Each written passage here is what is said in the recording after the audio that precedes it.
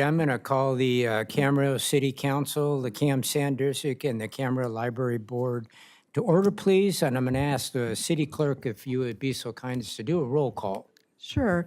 Councilmember Martinez Bravo, Here. Vice Mayor Tennyson, Here. Councilmember Tremblay, Councilmember Santangelo, Here. and Mayor Kildee. Here, we have a quorum. Great. So, Counselor, I think it's time to maybe explain why we see a need to go into closed session, please. Certainly, yes. Mayor and council, we have two items on the agenda.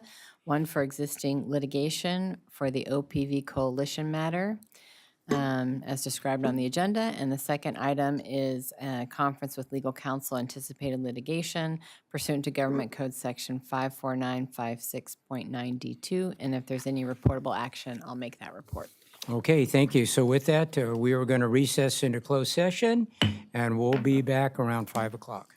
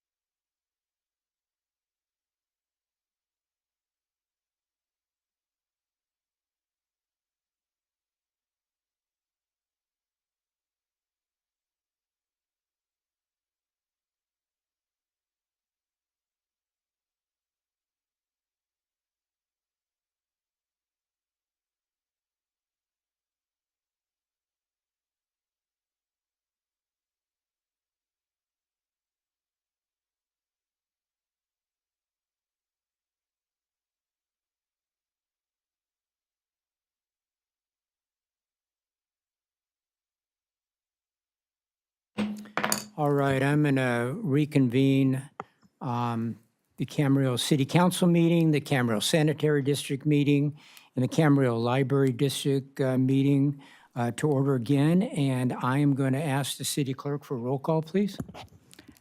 Yes, Councilmember Martinez Bravo, Here. Vice Mayor Tennyson, Here. Councilmember Tremblay, Councilmember Santangelo, Here. and Mayor Kildee. Here. And I just want to make a public comment that today actually marks our 61st year of incorporation for the city of Camarillo. 1964 is when we became a city. All right, so we're going to have the flag salute now, and I'm going to ask Martita, could you lead us tonight, please? Please stand. Put your right hand over your heart. Ready? Begin. I pledge allegiance to the flag of the United States of America and to the republic for which it stands, one nation under God, indivisible, with liberty and justice for all. You're welcome.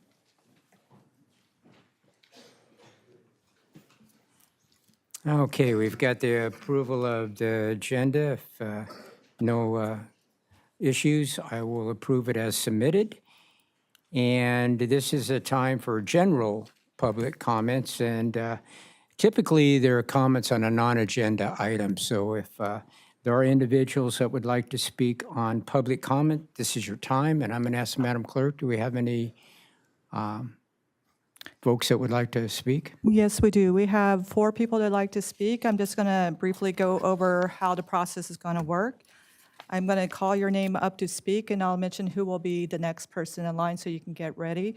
You'll have 3 minutes. You'll be at the public podium here, and when the 3 minutes is up, the mic will go mute, and that'll be you'll know when your time is up, and we'll move on to the next person. So for general public comments, the first person I have is Joseph Dobinsky, and after that would be Blanca Ortega, and after that would be Claudia G. Hello, my name is Joseph Dubzinski Jr. I'm a resident of Camarillo. Senator Ron Wyden has begun an investigation into flock cameras. An investigation by 404 earlier this year uncovered that they have backdoor access to those databases by the feds, including ICE's HSI division, the Secret Service, and the U.S. Navy. As this issue was mentioned in last meeting's comment, and it was ignored, and instead what we heard as assurance was Commander Tennyson over here repeating the sales pitch that Flock often gives. The current cameras, including the ones near Home Depot, are now available to ICE if they want to see them. And now we're sending more cameras to the feds, and that's not something we should be proud of. It's something we directly warned about last meeting. Second item, ICE broke an activist's window and rammed a car in Oxnard last week. They pointed guns at civilians across the Southland this weekend. They shot a pastor in the head with pepper balls and made fake calls to 911 in Chicago. In all cases, ICE has tried to lie about what happened so that they can do what they need to do, say the magic words so that local police departments will walk away. We brought these issues to the council before and for the last few months, and all those issues have been dismissed by this council, which is and all of what we've been saying about ICE lying has been what we've been saying for months. Finally, you guys asked the public to participate in the democratic process, and that you never acknowledge the comments that are given at this podium. I sent an email to all 5 of you. Only Martita responded to me. Thank you. And 3 minutes at a time is insufficient for these discussions, particularly when it comes to immigration concerns. So I am calling for an immigration stakeholders committee meeting for Camarillo, similar to the one that's in Oxnard, so we can actually have a dialogue about these issues with people who are on the ground. Because for all the great work that Martita does, she is insufficient to represent the populations that 805 UndocuFund and other groups are currently helping right now. Thank you. Thank you. Okay, next is Blanca, and after Blanca is Claudia, and after Claudia is David, who is the last one I have signed up at this time.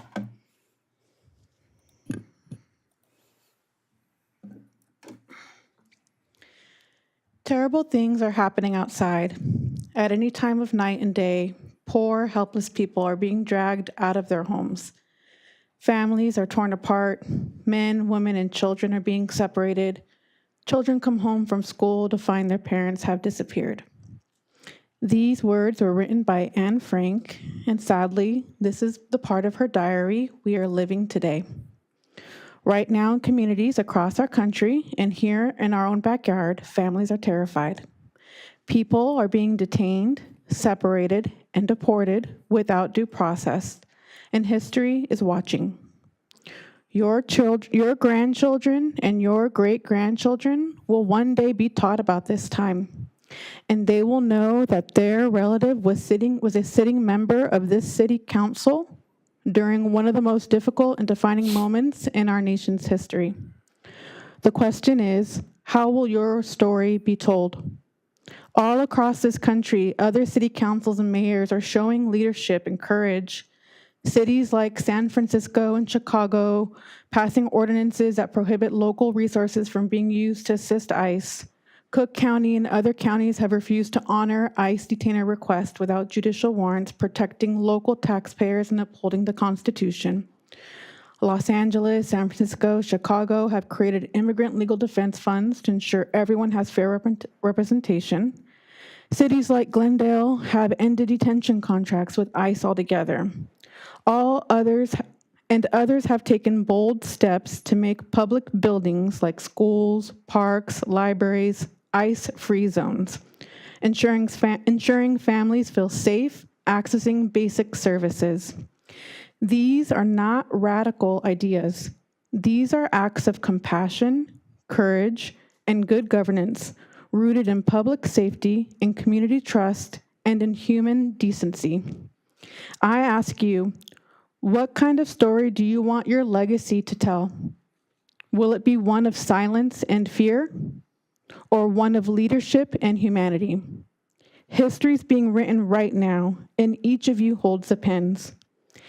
And as we approach the celebration this weekend of the birthday of Adolfo Camarillo, and maybe most of you will go visit, I want you to think about when you hopefully go into that ranch home, which one of those closets the child would have been hiding in.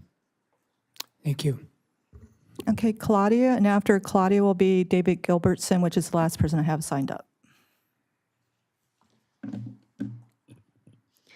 Good evening. My name is Claudia, and I've been a resident of Camarillo since I graduated California State Channel Islands, University Channel Islands. I'm here to remind you once again that our neighbors, friends, and families are still being terrorized by federal agents in our own community. It's been 104 days since the largest raid and attack against our community that took place on July 10th, and the fear and trauma from that day have not gone away. They continue to ripple through our neighborhoods. Just this week, paramedics arrived at 321 Cortez on 3 separate occasions. And while emergency vehicles come and go, intimidation tactics against volunteers continue every day, creating an environment where your community is constantly on edge, afraid to leave their homes and afraid to live freely in the place that they call home. Because of the continued lack of action and protection from our local leaders, the situation is escalating. ICE agents recently rammed into a volunteer's car. We all knew that something like this was bound to happen, but honestly, I'm glad that it happened in Oxnard and not here in Camarillo, because if the sheriff's department had responded, I don't know what would have gone down and how that would have ended. We all know the sheriff's stance when ICE agents are involved, and it's not one of protecting our community. You had an opportunity to directly help the families impacted by the raids, to offer real support, safety, and solidarity, and instead, you chose otherwise. Thank you to those who spoke up, and we need you to continue to speak up and raise your voices. Today marks the 61st anniversary of the city of Camarillo, a day that should be about celebrating community safety and belonging, but it's hard to celebrate that when so many of our neighbors are living in fear. This is a reminder, what's happening is happening here in our city. I'm not asking, I'm reminding you. You can't turn a blind eye and celebrate the living in a city whose slogan is Las personas son la ciudad. If that's truly what we believe, then it's time to act like it. Take accountability, find better ways to help, create an immigration stakeholder meeting, including community members and organizations helping the most vulnerable. Thank you. Thank you. Okay, David Gilbertson.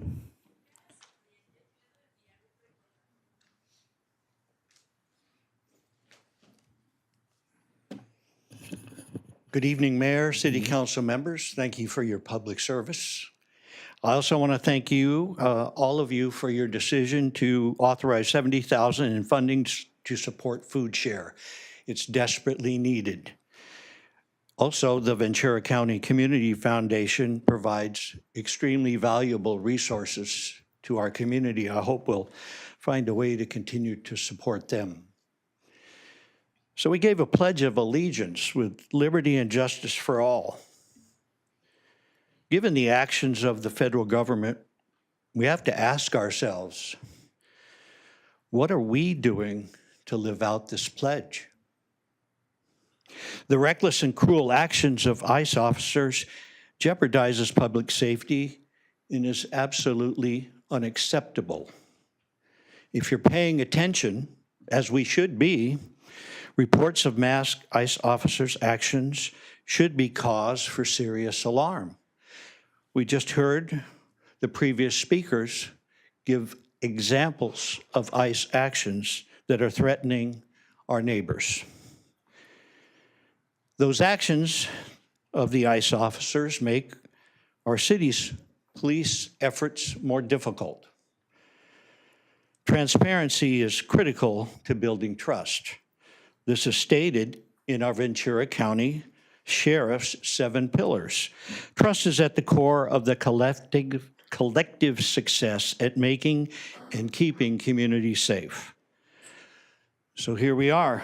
Bold leadership by local representation is needed to ensure community trust is not lost.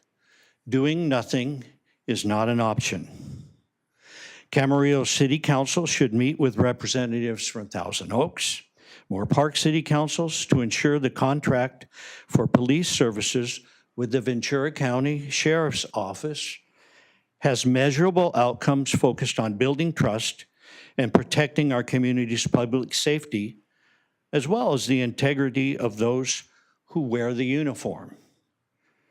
Frankly, the actions of ICE disrespect the hard work of our cities and the sheriff officers. The leadership of David Dickey, Ventura Chief of Police, can be an example for our city to follow. Let's be proactive in engaging Camarillo residents to build a community-driven policing strategy. He's currently doing this, and it's outlined in the Ventura Breeze. Let's take that kind of action here in the city of Camarillo. Thank you for your public service. Thank you. That was the last one I had, I believe. Yes. Okay, so we'll move on here. We're going to move on to council, staff, and intergovernmental reports. Tonight we have Sheriff Freihoff with us for an update. Sheriff?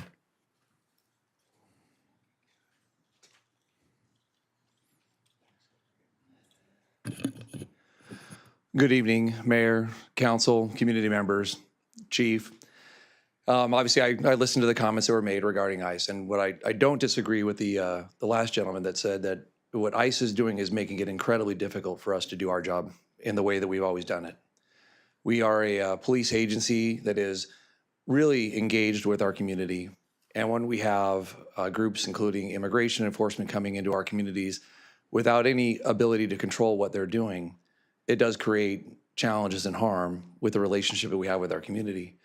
I've shared this a few different times on what our challenges are and the fact that is the federal government is going to do what the federal government is going to do. And I have talked to the Chief of Border Patrol, I've talked to Tom Homan, the border czar, and what their statement is they're unapologetic about enforcing immigration law.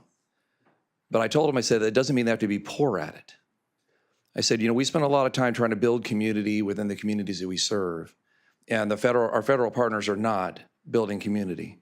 And the manner in which they are conducting their operations is creating a significant amount of distrust between local law enforcement and our community.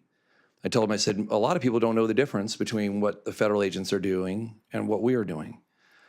We intentionally don't want to be involved in immigration enforcement for the simple fact that when people call 911, they need to know help is coming. And if they fear that we're going to ask where they're from, or if they're here without documentation, then they're not going to call and they're going to continue to be victimized. That's not acceptable. Excessive force by federal agents is also not acceptable.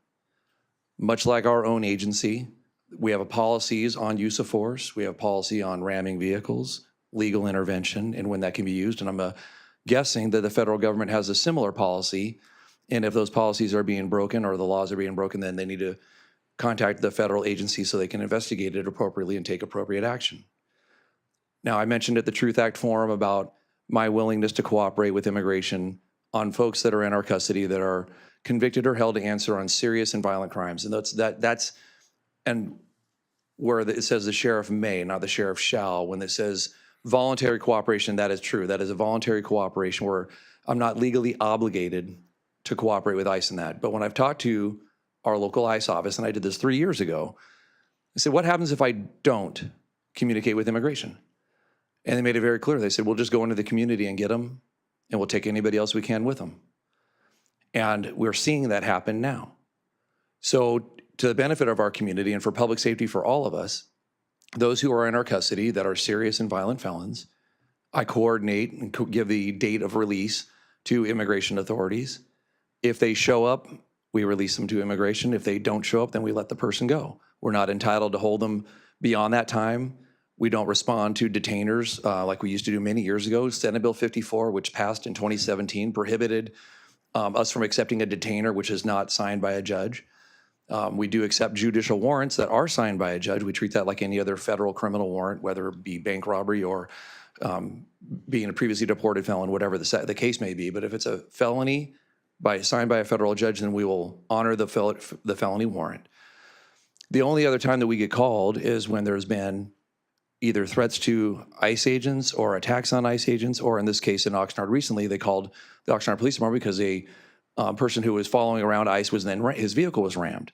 Now, I don't have all the details of what occurred, but for us to ram vehicles, it's got to be pretty substantial.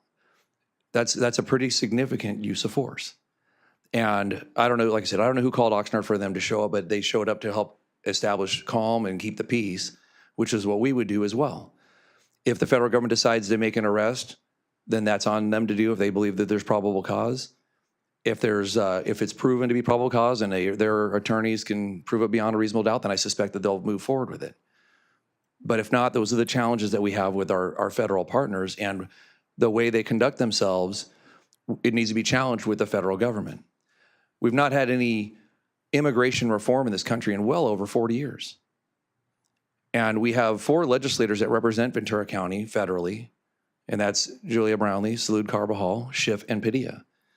And if there is a change to be made in the way immigration enforcement is being conducted, it rests with those 4, and really not with you or me for that matter. What rests with us is, how do we establish trust in the community? And we do that by being honest about what's actually happening in our community and what law enforcement's role is and where we fit in. And to throw out accusations that we're coordinating and cooperating with ICE when we're not is actually causing a substantial amount of damage and fear unnecessarily for our community. We do have plenty of community outreach as well on our website. We did a video recently where any member in the community, any group that would like to speak to the chief of that area can speak to the chief about any number of topics, and the chief can bring out any representative they want. Certainly they can invite me to come to the meeting, or we can talk about how we can work together to keep us safe. Now, I know one of the speakers spoke about creating these safe zones for areas. You can do that all you want. The reality is the federal government's not going to listen to it. You can create a safe zone if you want to, but the federal government is not going to respond to your safe zone. They're going to do what the federal government is going to do. Now, if there's areas that require a warrant, then they'll have a warrant. If they don't, then we can deny access. But absent that, like I've said, they're unapologetic about what they're doing. And I know it's causing a lot of fear in our community. I know it's causing a lot of angst for folks, certainly creating a very difficult time for elected officials in our county and city government, because we have zero control over what they're doing. When they choose to come into a community and make arrests, separate families, that's what they've been tasked with doing. And if we don't like the task that they're doing, then we need to have our legislators come up with a different task or a different manner in which that task is being conducted. And I know that one of the speakers also mentioned, that history is watching. Well, I guarantee history is watching, and there's going to be a lot of things that are going to get to before the courts where they're going to come up and determine whether or not what determines reasonable suspicion for federal agencies? Most of that's pretty well established for us in local law enforcement. When we can stop somebody, a reasonable suspicion is that, right? It's reasonable between you and another officer where you have some reason to stop and you can articulate why you're stopping somebody. But we don't have that as well documented for the federal government yet. So I suspect that we're going to get some rulings here, hopefully in the near future, that will guide what they're allowed to do and not allowed to do. I'm not familiar with their training standards. I'm not familiar with how often they train, what their protocol on stopping a car is. I mean, in California, we stop a car, we have to have a red light on the car that faces forward, and that's a good indication that they need to pull over. If they don't, then we go on pursuit. And then we have to weigh a bunch of other things while we're pursuing somebody, of whether or not the danger that is being caused by the community of us chasing somebody outweighs the crime that we're chasing them for. If it's expired registration, there's a good chance we're not going to chase them for very long because there's a great amount of risk involved in chasing people. When we use legal intervention, if we use a vehicle to stop somebody, it's because they're posing a significant threat to the community immediately. And then we can do it. But all that's weighed and balanced, and we have been doing it for a very long time. Federal law enforcement, to my knowledge, does not do typical police work like we're seeing them try and do right now. And I don't disagree with a lot of the comments that were made here, and specifically the last gentleman. What they're doing is creating a substantial amount of harm between local law enforcement and the communities we serve because of the manner in which they're conducting their operations. When I mentioned at the board, I did so they knew that it wasn't their decision to make on who's going to communicate with immigration on people in their custody. That's the sheriff's decision to make. And I'm making it on behalf of 850,000 people that live in Ventura County. I'm making it on the behalf of my wife and my 2 daughters. And when I know that I have the ability to make sure that a rapist doesn't have an opportunity to strike again, I'm going to do it. Because I don't think that releasing a rapist or a child molester into our community is a good idea. So I choose to communicate with ICE under those very narrow set of circumstances. And I mentioned it at the board meeting that we had 22,000 bookings last year. ICE picked up 45 people from my custody. There was 133 that were eligible, and they only picked up 45. It's a fraction of what gets booked. But had I not communicated, those 45 from this year and the 45 from last year would be targets of immigration authorities who would be going into our community looking for them, and to their words, take anybody else they could with them. These are very challenging times. And I'm sorry for the families that are being separated. I'm disappointed at the way this is unfolding for the separation it's creating between our communities and local law enforcement. I want the community to know that if they call 911 and we show up, we are not going to ask what their status is. We are there to help. And when somebody calls 911, that's what they need to know, is that help is coming. Period. And the message, anything contrary to that, is very destructive and causing a lot of damage in the community we're trying to serve. So, as your sheriff, I'm following the law as you would expect a law enforcement officer to do. Period. Thank you. Thank you. All right, that gets us down to item C. It's library activity updates. Is Lisa Given? Is Lisa here? There's Lisa. Good evening, Mayor Kevin Kildee and library trustees. I'm Lisa Given, Assistant Library Director for Camarillo Public Library.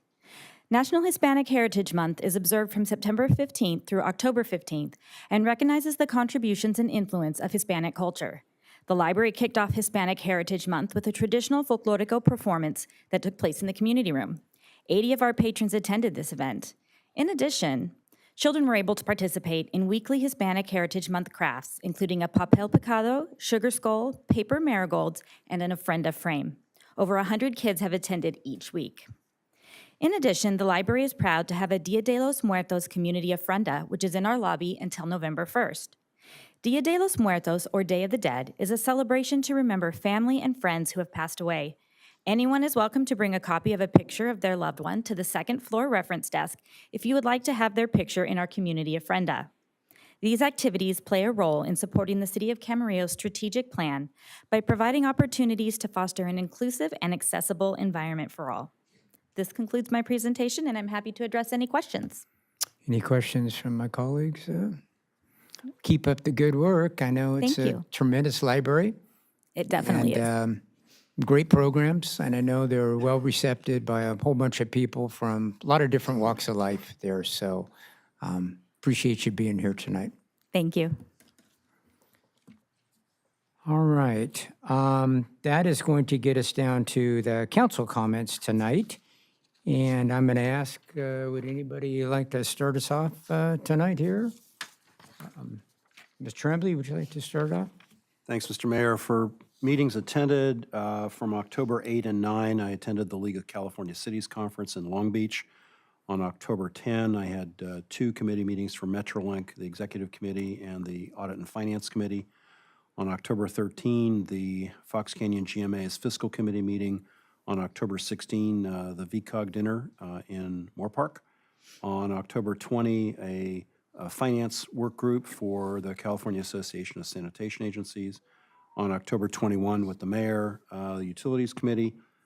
Today I had a board meeting for California Association of Sanitation Agencies, and this afternoon a board meeting for Fox Canyon Groundwater Management Agency.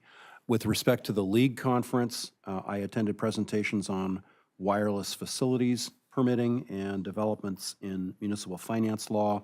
I also attended the attorney sessions on land use and CEQA litigation, meeting housing needs while balancing CEQA requirements, affordable housing, and the Trump administration's impact on local government through the issuance of executive orders. And that's it for me. Thanks. Okay, thank you. Martita, would you like to go next? Sure, Mayor. On October 8th, 9th, and 10th, I was also at the League of California Cities Conference in Long Beach with my fellow council members and staff. And then on our October 16th Economic Development meeting was actually rescheduled for next month. And on Saturday, October 18th, the morning of, I attended the Sunny Horses for Kids nonprofit event. And October 19th, I attended the Filipino Fiesta. Thank you to Mr. Ronald Arejo for coming to invite us personally. And also thank you to all the organizers. It was a wonderful and festive and very vibrant event. October 20th, I attended the investment committee meeting. And upcoming event tomorrow is our State of the City address by Mayor Kildee. I'm really looking forward to that. And the only thing that I will say regarding the situation with federal law enforcement is I continue to be deeply concerned with the dehumanizing tactics of our federal government. And I am aware of the recent incident in Oxnard as well. And I do also believe that those actions are making local policing harder, and I hope to have these discussions further into connections with the community at our public safety meeting, our public safety committee. I would also like to, at this point, take a moment to emphasize the importance of honoring special days in our community. These special days are very important for many of our community members, whether they are cultural heritage months or meaningful moments that reflect the diversity of every single person here in Camarillo. As a city that proudly holds our motto, which is Las personas son la ciudad, or the people are the city, it's essential that we continue to recognize, uplift, and celebrate the lives and experiences of the people that call Camarillo home. We are very fortunate to have a lot of our cultural programming hosted at our Camarillo Library, and it really serves as a community hub for education and celebration and connection with our community members.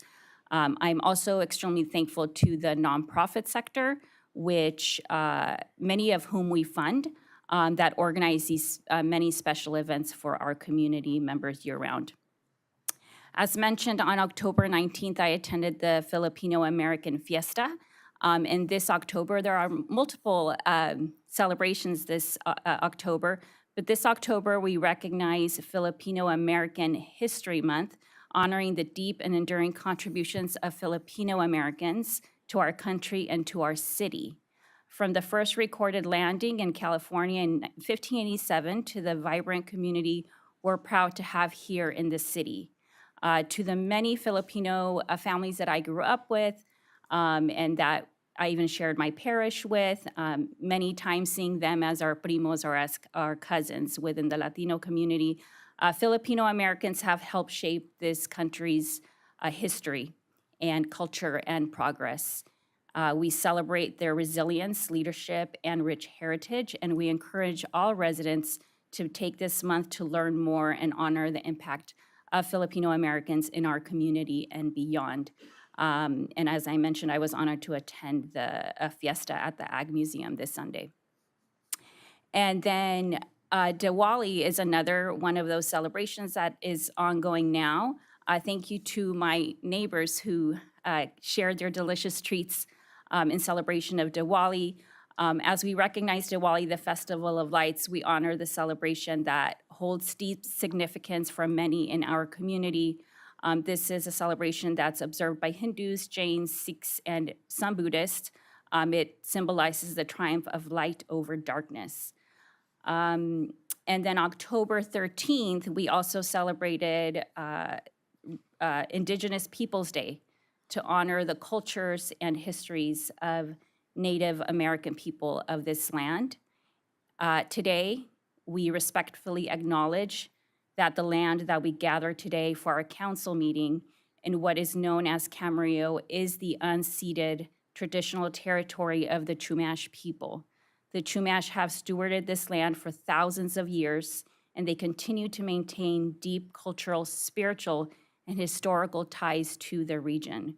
We honor their enduring presence and contributions, and we recognize the ongoing process of learning, unlearning, and responsibility that this acknowledgement calls us into.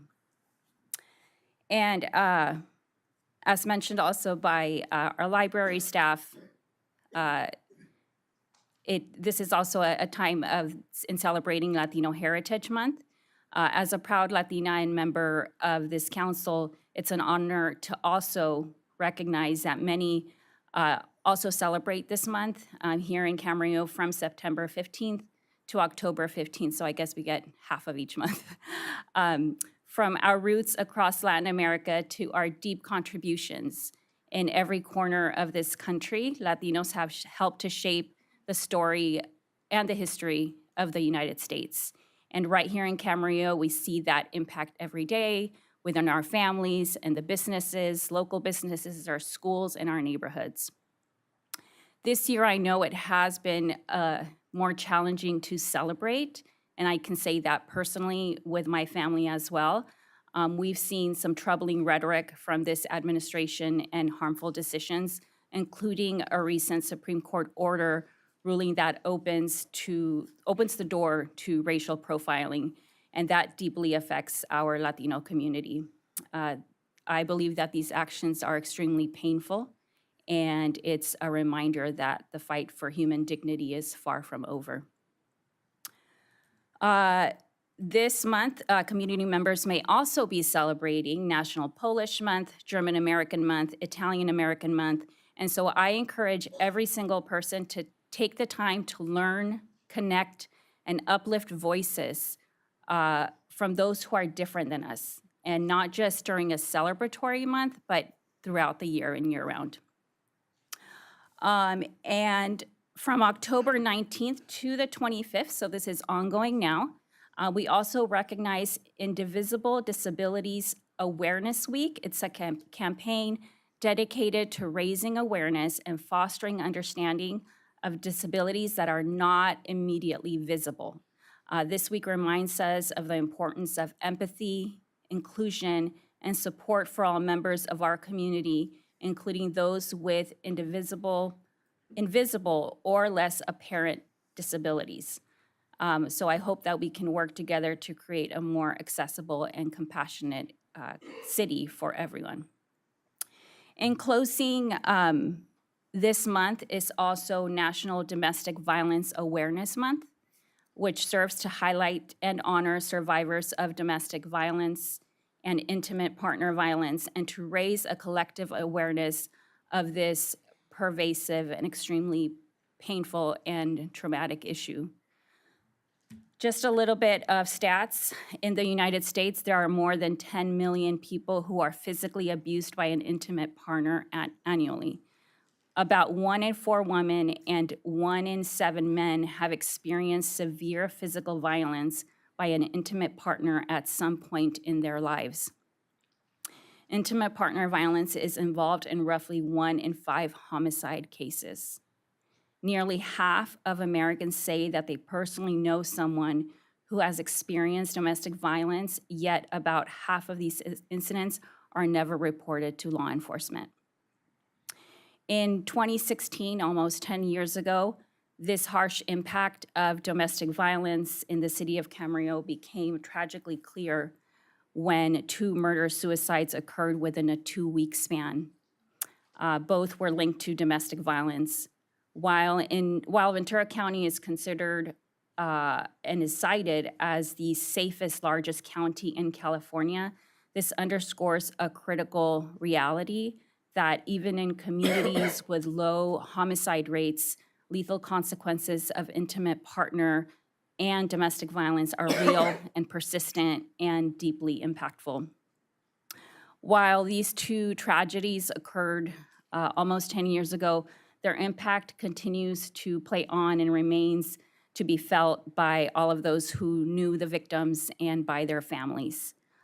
For this reason, tonight, I wanted to kindly ask our council if we could adjourn our October meeting in memory of one of these victims, Stacy Guzman, a devoted mother, friend to many of us Camarillo moms, and cherished member of the Camarillo community whose life was tragically cut short in October of 2016. Stacy was a dedicated and loving mother to her 2 sons. She devoted herself fully to their happiness and their success, spending countless evenings at baseball and soccer practices, helping with homework, and always putting her boys first.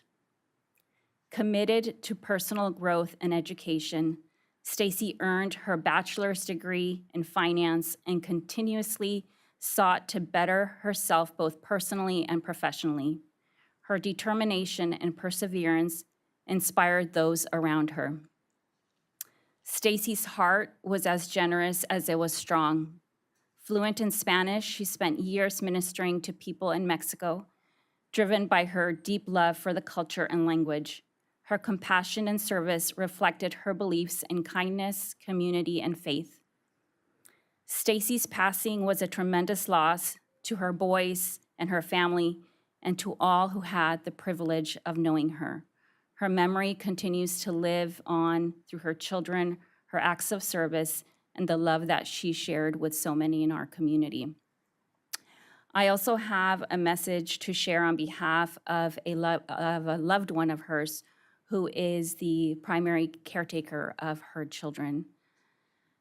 And it reads, "Dear Stacy, we love you and miss you dearly.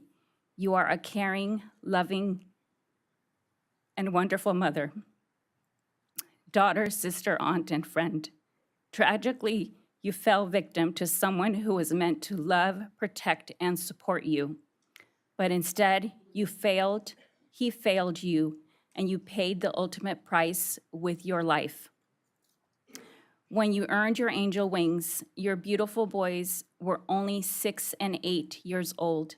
Today, they are 15 and 17, and I know you are so proud of them.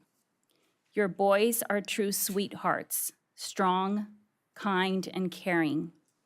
I call them mijos, knowing in my heart you wouldn't mind. In the short time you were here with them, you nurtured them with a strength, love, and grace that only a mother could give. You should be proud. They are a reflection of your spirit. They miss you deeply, and you are not forgotten. You walk beside them every day, guiding and loving them still. We love you always." The city of Camarillo honors Stacy Guzman for the light that she brought to this community and for the example of love and strength and compassion that she leaves behind. Thank you. Thank you. Okay, David, would you like to go next? Vice Mayor? On October 8th and 9th, I too attended the California League of Cities Annual Conference in Long Beach. On October 13th, I had a meeting with the Executive Director of the Regional Defense Partnership. And on October 16th in Moore Park, the VCOG Annual Dinner. And just so the council knows, next year the annual dinner will be in Camarillo. All right, thank you. Susan, anything tonight? Yeah, thank you. October 8th and 9th, I was also at the League of California Cities Conference in Long Beach. On October 13th, along with city staff, I was able to tour the new apartments off of Camino Ruiz, Calixa. They're really beautiful apartments, and I was really happy to see that there are a number of affordable units. On October 15th, I was at the Ventura County Animal Services for their opening of their mobile van. Really very cool. They're bringing veterinary services to the community. I got to tour the van. There's like a mini operating room in this thing. It's really fascinating. And that was made possible by money raised and donated by the Animal Services Foundation. And then October 16th, I attended the Clean Power Alliance board meeting. And that's all I have. Thank you. Okay, thank you. Okay, so on Wednesday, October 8th, I also attended the League of California Cities Annual Conference. There I attended several sessions. The next day, I attended the VRSD board meeting. Thursday, October 16th, I attended a ribbon cutting for Marumbi Jiu-Jitsu, and they're up in Mission Oaks in Camarillo. If anybody wants to go up there, it's going to be a great business. Works with a lot of special needs individuals, a lot of seniors, and a lot of everybody else. Wish him nothing but success in his endeavor here. Later that night, on October 16th, I attended the annual VCOG dinner in Moore Park. Monday, October 20th, I along with, excuse me, Artita, I attended the investment committee meeting. And the next day, October 21st, I attended a utilities committee meeting. So that's been my schedule for the last couple of weeks here. And with that, we are going to get down to the consent calendar. I'm going to ask Madam Clerk, do we have any issues or anybody want to speak on the consent? Yes, I do have some public speakers on item S, which is the joint use agreement with AmCal. So I'll call them up and give them their 3 minutes. The first speaker on that is Joseph Dobzinski. And after Joseph will be Jackson Piper. And after Jackson Piper will be Sylvia Schnapp.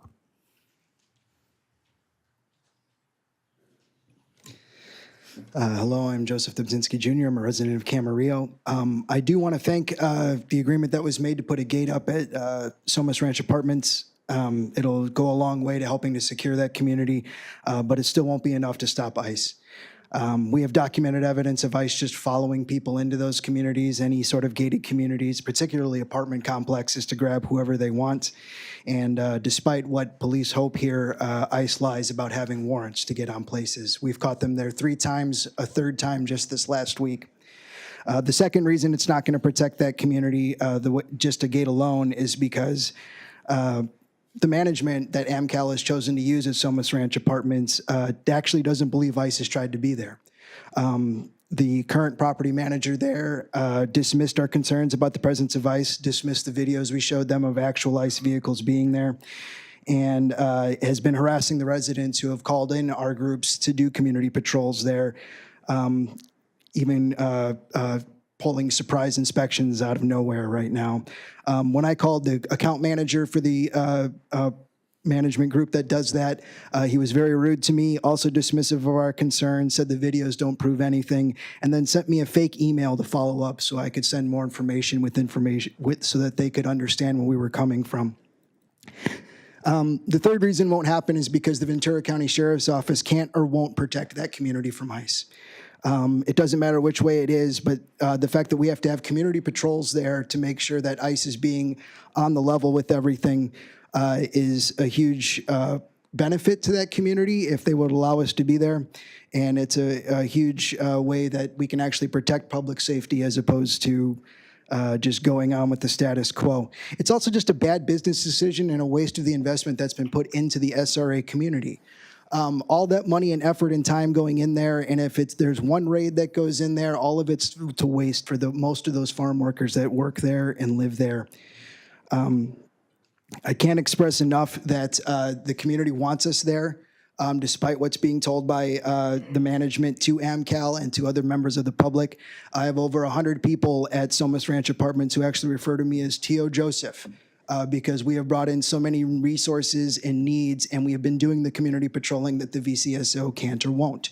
So if you really want to protect the investment at the Somas Ranch Apartments, it's going to take more than a gate, and it's going to take a lot of community patrol to make that work. And it's going to probably take replacing the management that's there because they have completely dismissed our concerns about ICE and continue to fall back much on our law enforcement that they're going to follow the rules. And I can assure you, ICE does not follow the rules. They lie, especially about having warrants when picking people up. Thank you. Thank you. Okay, the next person is Jackson Piper.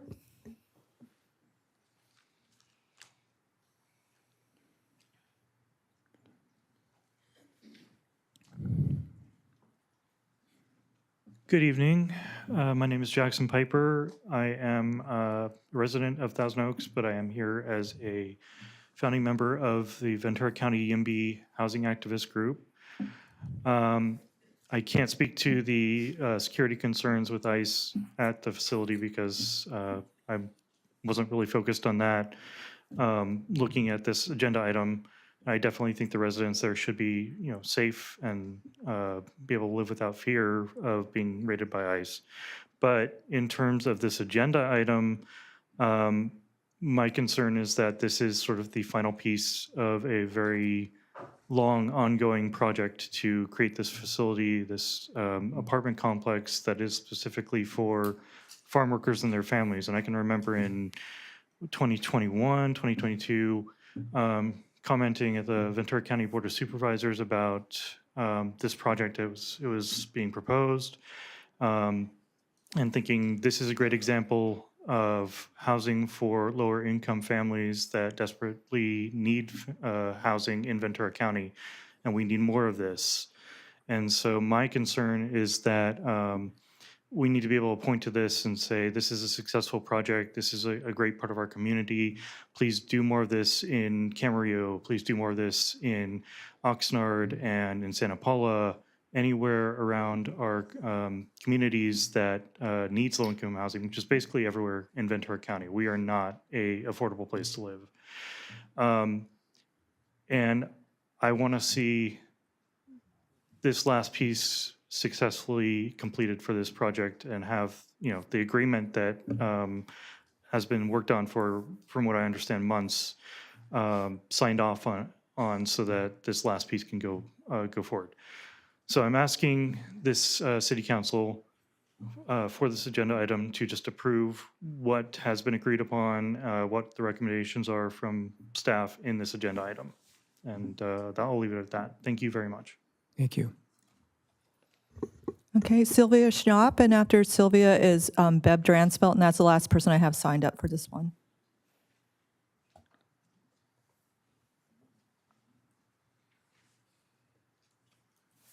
Good evening. I'm Sylvia Schnapp, resident of Camarillo, and hello, Mayor Kildee, City Council, and city staff. I'm representing HOME, which is Housing Opportunities Made Easier. It's a nonprofit organization that's coming up on a significant anniversary next year. And as board chairman, I'm here to represent the organization and say how we support this, their recommendation that's on the consent agenda to move forward and really support this project. We know from speaking to the organization that there's over 200 units that are now housing our farm workers. It's really very important to have homes for everyone who wants to call Camarillo their place of residence, and we look forward to your support today. Thank you. Thank you. Bev?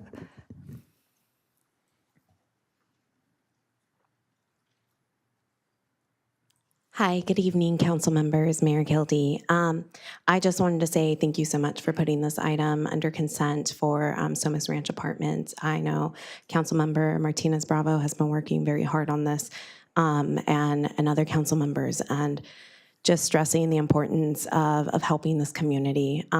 It is literally right next to the DeSalter and where the city boundaries end, but that's not where a community ends. So we are just consistently trying to show up through 805 and DocuFund or volunteers through VC the FENSA, trying to make sure this community is safe. I can attest to the sheriff's office showing up when volunteers are there. I was there when it happened. I was on the side, and so it happens. And I just want to uplift Joseph's voice here, and when he's saying what the community needs and having that conversation and being really on the ground with them. Speaking with other volunteers who are there patrolling, they are non-confrontational. They are just doing what they can to help, and they are still being intimidated by our officers. So that's an issue. So I want to raise that, and they're being called on by management that's there. So this is something that needs to be resolved. I know council doesn't necessarily have a say in that, but I do have jurisdiction over that, but I am appreciative of the efforts to at least install the gates and offer some form of support. Thank you so much. Thank you. That's all the speakers. All right, so on consent, this is time for council questions. I believe Vice Mayor Tennyson had a question, I believe, was it item S, was it? That's Vice Mayor? correct. It's not a question, it's more of a comment. This has been a long and arduous process. During this time, negotiations with our city attorney and city staff with AmCal have proved difficult. They haven't been the easiest entity to work with.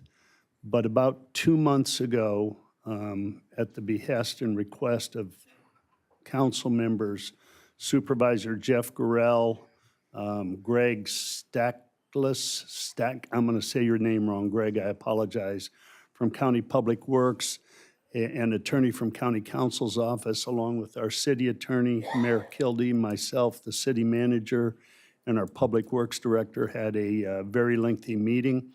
And that meeting precipitated us actually getting movement from AmCal. The county worked hard on it. Supervisor Gorell brought all the right people to the table. Our city staff had all the right people at the table. And I just want to give kudos to everybody involved in bringing us to this point. I don't think it would have happened if we wouldn't have all gotten in one room together here at City Hall. I think we'd have continued to hit roadblocks, but now we've been able to knock those roadblocks down, and I will support this item S. Martita? I don't have a question. I just have a comment, and just to Your reiterate. comments as well. Yeah, just to reiterate that I too know that there was a lot of work that went behind working on city business, getting this to move forward, and I'm thankful for all of your time and your efforts to do that. And with that, I am also very thankful to AmCal for putting in the gate that I think is the right decision to do at this time. So thank you for that. Any questions or comments from anyone else at this particular point? Okay. So with that, I'm going to ask what the will of the council is as far as, there's a motion, there's a second. Do you want to get us ready for voting, please?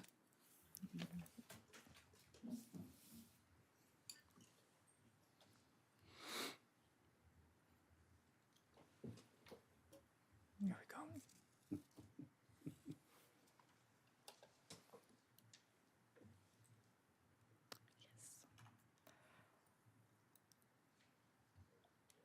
we go. Okay, that passes unanimously.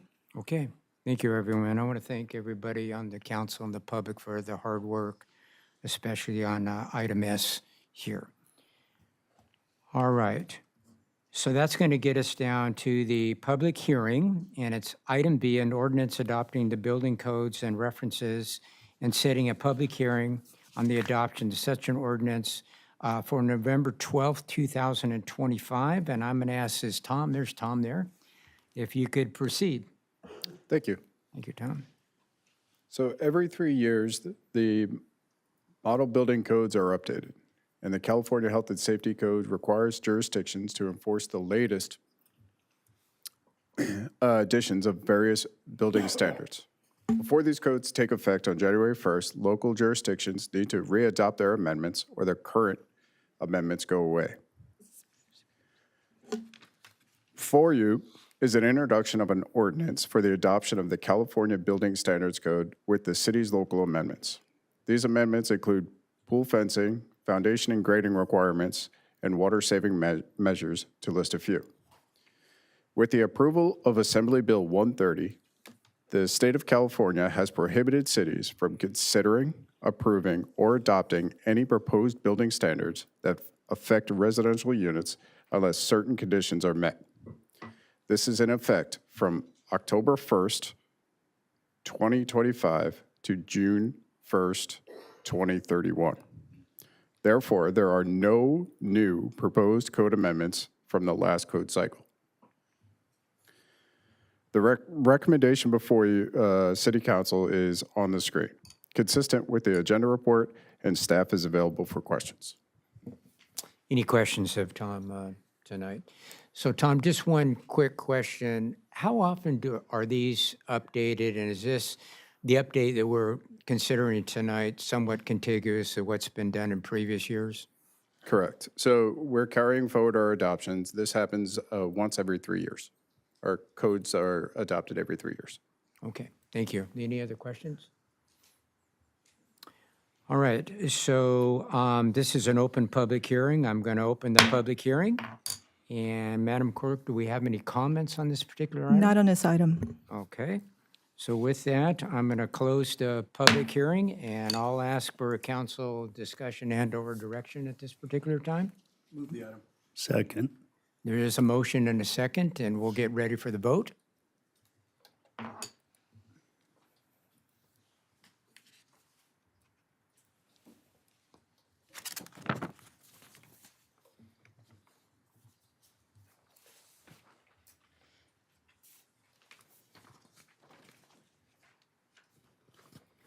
I don't have the vote. Mayor Kildee, was that your vote, yes or no? Yes. That's a yes. And that one passes. Thank you. All right, so with that, that's going to get us down to a discussion item, and it's item W. It's engagement of the general plan for the update of our city, and I believe a staff reporter, Megan, are you here? Megan, do you want to proceed, please? Yes, thank you. Good evening, Mayor Kildee and City Council members.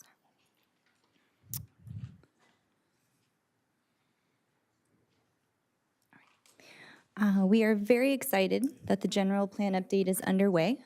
One of the key pieces of this effort is outreach and engagement with the community.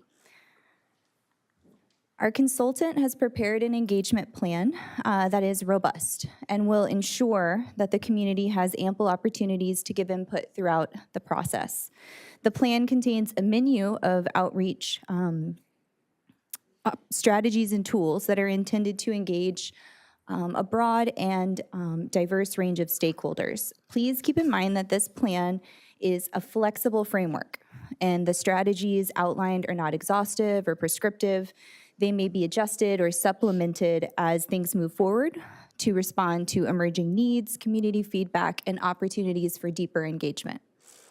The outreach strategies in the engagement plan include hosting community workshops, go-to-them pop-up outreach throughout the city targeting spots where community members gather, online surveys to poll the community on values and priorities, messaging through newsletters, news media, and social media that will be tailored to engage all demographics, one-on-one and group interviews with stakeholders, an online speaker series to educate the public on key issues for the general plan, such as real estate market trends, open space planning, and placemaking strategies.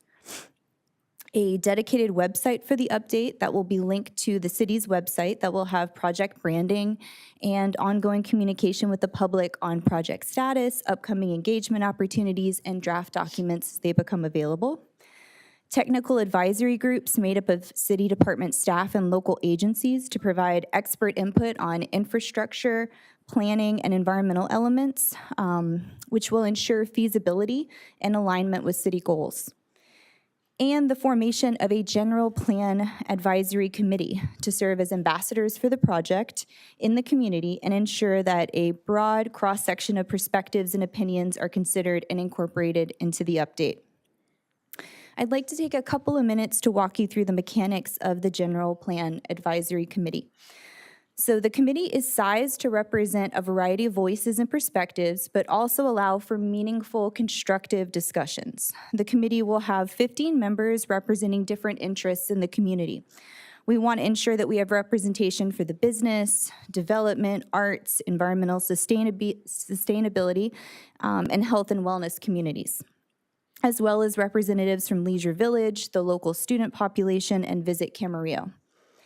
We will interview all candidates to determine whether they represent one of the sectors of the community I just mentioned, and whether they are willing to work constructively within groups and engage in respectful dialogue and seek consensus and compromise when appropriate.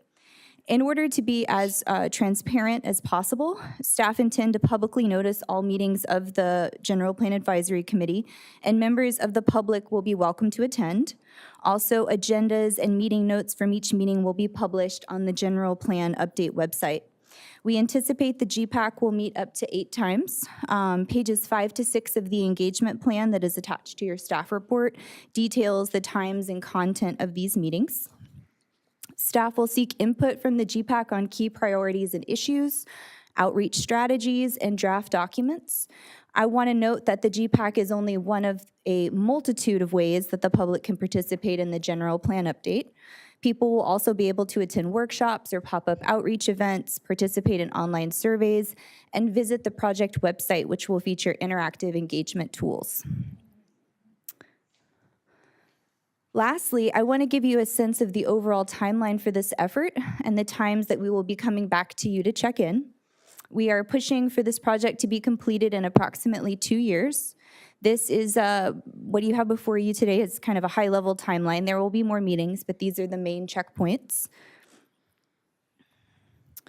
This concludes my presentation on the engagement plan for the general plan update. I'm happy to answer any questions. Staff is recommending that the City Council receive and file the engagement plan. Thank you. Any questions? I have one question. Marchita? In terms of the 15 members that will be selected and recruited for the application process, in looking at the list, I mean, I do see the Leisure Village, like having a perspective from somebody who's elderly on there, or the student perspective.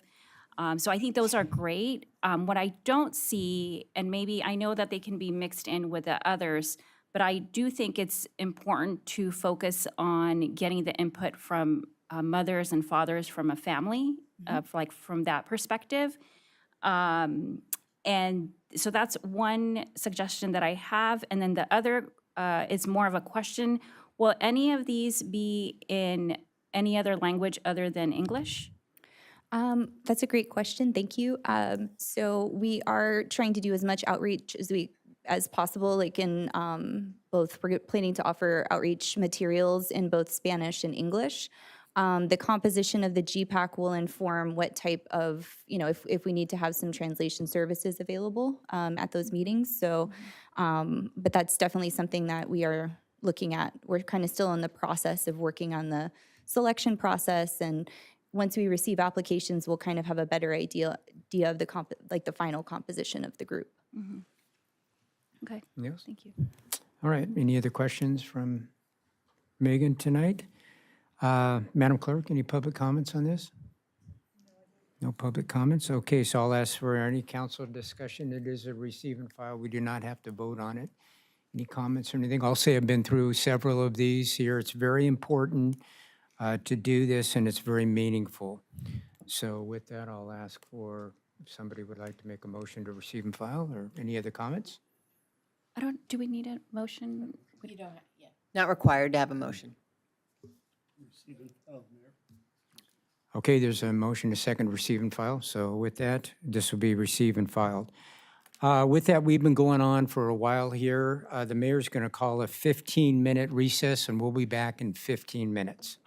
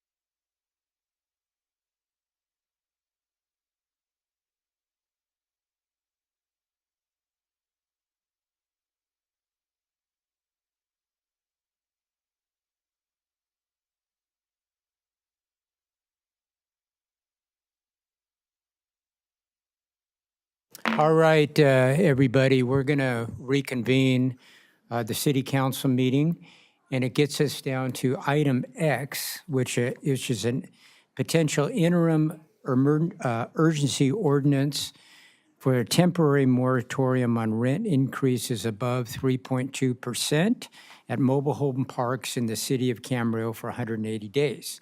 So we're going to start off with a staff report. I believe James Fowler's here. James, do you want to start us off tonight, please? Yes, thank you. We'll jump right into it here. So a little bit of background. Back in April, the council directed staff to research the issue of mobile home rent stabilization in general and the current situation at the parks. Subsequently, on May 15th, the council directed staff, or they established an ad hoc committee, again, to explore the issue further.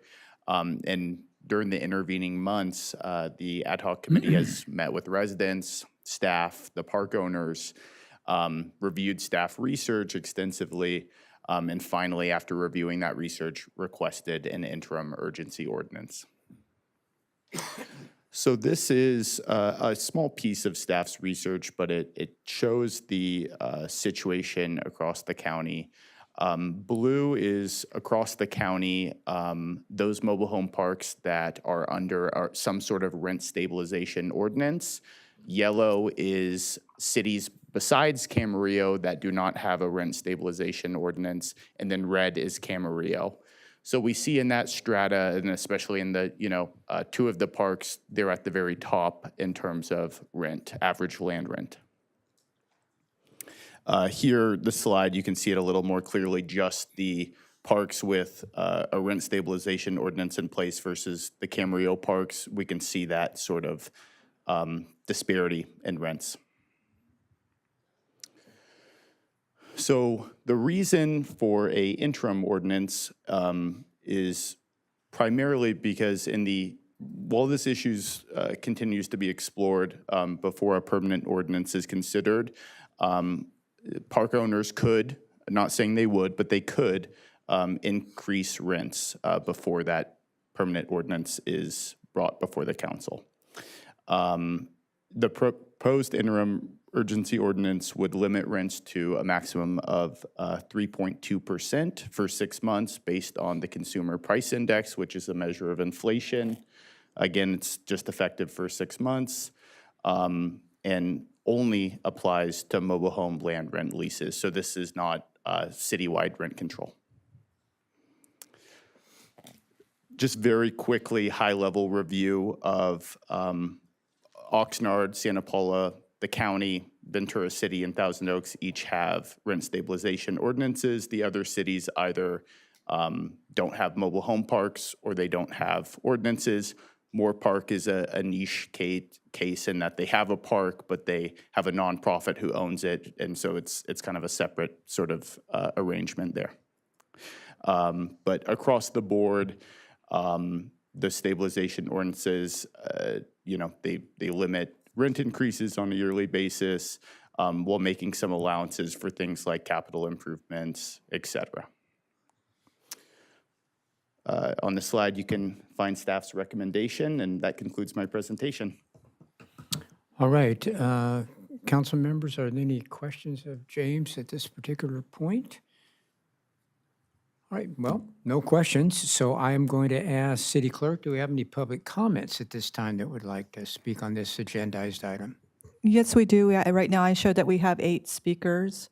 I'm going to call them up. You're going to have 3 minutes. We do have a couple speakers that are going to be needed translation. So what will happen is a 3-minute timer will rotate twice to allow for the translation. You'll see your image up in the screen up here in a little box that shows your time, so you'll know what's left over.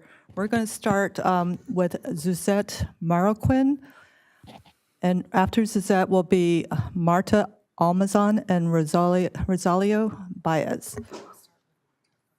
Are we going to start with Marta? I'm sorry, Marta's going first. Marta Almazan. And there we go.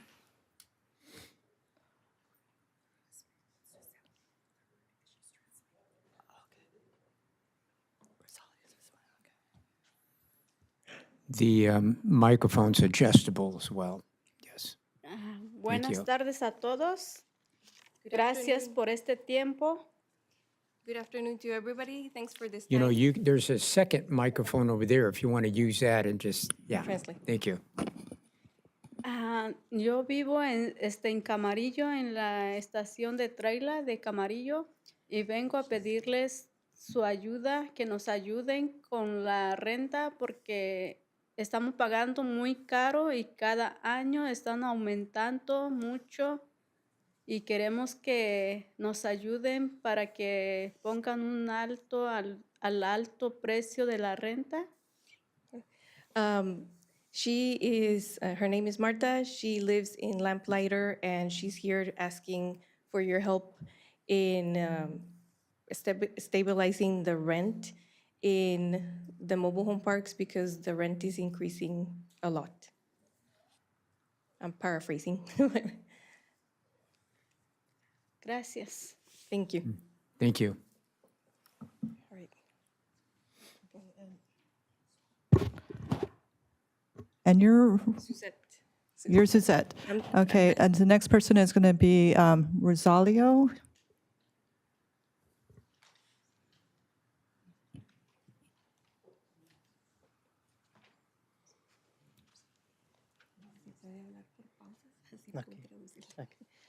Sí, buenas tardes. Mi nombre es Rosalío y también vivo aquí en el área de las trailas. Hello, my name is Rosalio, and I live also in the trailer parks. Y veníamos aquí a ver si ustedes nos pudieran apoyar I'm here to ask to see if you can support us para parar el incremento del precio del parqueadero porque pues cuando yo entré allí pagué pues 1,300 y hasta la fecha pues ya casi $2,000. He wants to see if you guys can help with stopping the rent increases. When he started renting there, he started with $1,300 and now is, ¿cuánto está pagando? Pues casi $2,000. Almost $2,000. Y quisiera pues saber si nos pudieran ayudar con eso porque pues no vemos cuándo va a parar esto, que año con año nos están subiendo pues. And he doesn't know when all of this is going to stop, so he wants to get your support in being able to get a rent stabilization.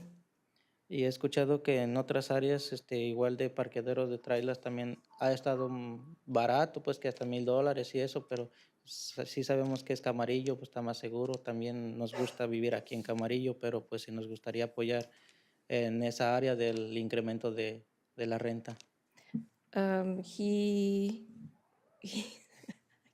escuchado que en otros lugares de parqueaderos de He knows that in other mobile home parks, the rent is cheaper, lower, and about $1,000. But here in Camarillo, he understands it's a nicer area, but he does want to, and he wants to live here in Camarillo, but the rents are too high.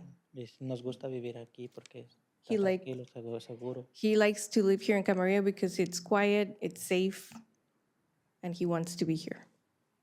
Continue to live in Camarillo. Es todo por mi parte, gracias. So for him, thank you very much. Thank you.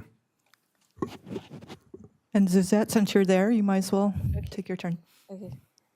Thank you. Thank you. I'm Suzette. I also live in Lamplighter, and some of my fellow neighbors asked me to ask them si pueden decir who are the people here that are representing Lamplighter Camarillo, Camarillo Mobile Estates, and Casa del Norte. If you can raise your hands. Thank you. So we're all here, guys, council members and Mayor Kildee. We're all here asking for your help. We are a small part of the community, but we are here. We love Camarillo, like Rosalio mentioned, and Marta as well. And we need the city's help to make sure that there is a fair and reasonable rate increase according to what is normal of what Mr. Fowler has presented, and what is normal in a yearly basis, and not let these companies take advantage of the lack of regulatory laws here in Camarillo. There's laws, as we can see in all of Ventura County, And I don't know what has happened here in Camarillo, that we're like this little bubble that unfortunately for us has not been regulated. At least these companies have not been regulated in that sense. We understand, yes, that there are for-profit companies and that they need to make an income as well. That's what any business model would do. But also, it's not fair that that doesn't mean that they have to profiteer and take advantage of many vulnerable populations that live in these communities. The affordable part of being a mobile homeowner that is enjoyed in the rest of the United States does not apply here in Camarillo, and being able to meet and afford this rent space, and in some cases the rent space and the mortgage, because with mobile homes, it's not only when you buy one of these types of houses, it's not only the house that you buy, like a regular house with land. We're just the owners of the trailer itself, the structure. So if anybody wanted to come and buy a mobile home, it's going to be the mobile home and the rent space that has to be taken into consideration. And most people at this point are, we're at the very end of the rope. If we want to sell, we can't sell because, unfortunately for us as well, the prices have to come down. The rent space is not going to come down. The prices of the houses have to come down, and we're going to lose on our equity. Equity is dead, and we can't move on. Thank you. Thank you for your comments. Thank you. Thank you. I'm trying to be fair to everybody with the 3 minutes. I have to treat everybody equal, but it's really important what you said, and we're here to hear you. Thank you.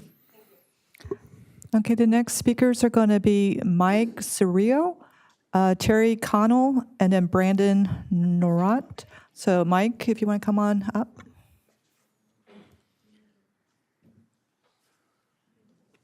Good evening, Mayor and members of the City Council. My name is Mike Camarillo. I'm the president of Star Management, the management company that operates Casa del Norte here in Camarillo. We've got a relatively unique situation in Camarillo because there's 3 investor-owned mobile home parks, and my client owns one, and another group owns 2. And so we're dealing really with two owners, and which is relatively rare in these kinds of situations. Like Oxnard, for example, has 20-something mobile home parks spread all over various ownerships. County of Ventura, same kind of thing. So we have a relatively small group here. Both ownerships have agreed to participate in the ad hoc committee process, provide input. We did have a meeting with the group. We provided backup information that was requested. And as far as our ownership, it's a long-term family ownership. They've probably owned that park for over 20 years. Their succession plan is to keep it in the family. Our historical rent increases have been at the CPI for many, many, many years. And I think in looking at the chart data that was part of the staff report, I think it's somewhat misleading unless I misread it. But the chart was referencing what I understood to be resale rents, which means what the rent would be when a transfer takes place. That's a very, very different number than the average rent. So I think it's relevant to inquire and make sure that staff is correctly reflecting what the average rents are, because there's usually a disparity. And in almost every rent control ordinance throughout the state, there is the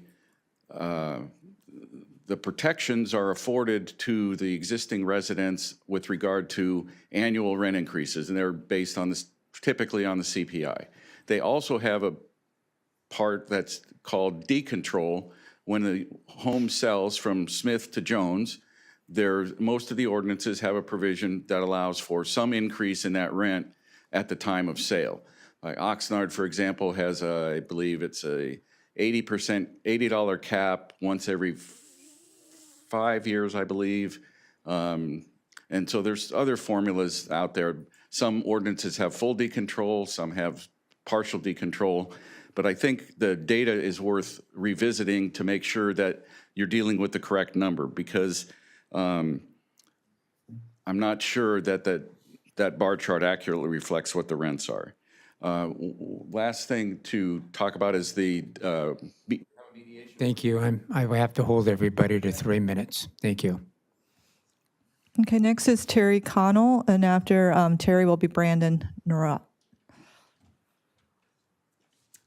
Hello, I'm Terry Connell, and my husband and I moved into Casa del Norte Mobile Home Park about 3 years ago. And after being forced out of my job after 24 years in healthcare because of my age group, I cannot express to you the importance of the issue. Right now, I'm able to collect my Social Security and work part-time. Later down the road, that won't be the case. Yes, we have younger working neighbors that are moving in that can afford the rent increase, but most of the residents are on limited incomes, and with constant rent increases may force many of them out of their homes. The Bible says, do not withhold what is good from someone else when it's in your power to act. And withholding a stable home from an aging citizen who has paid their fair share of taxes and has worked very hard for their retirement. As I said, I was forced into an earlier than expected retirement, so I would have probably had more money in the bank otherwise. But they're doing that more often now. Most of the time when you turn 62, they start pushing you out. We're asking that you would consider and ask yourselves today if this is morally right. We are asking that you would consider the permanent rent stabilization and ordinance on behalf of the aging. Thank you. Thank you. Okay, Brandon. And after Brandon will be Myrna Fuentes, and the last one I have is Devo Brown. Hi, I'm Brandon Nareau. I'm resident of Lamplighter Mobile Home Park. Me and my wife bought the mobile home 1 year ago, which is our first house, and we are starting to regret it. We didn't realize how much the rent would go up every year. This year it went up $50 per month, which is not a lot, but we are afraid of the future. After we purchased the mobile home, we saw a document that 6 or 7 years ago, when the original lease agreement was signed, when the house was moved onto the plot, the owner of the mobile home signed a 25-year lease, and it was about $1,000 a month.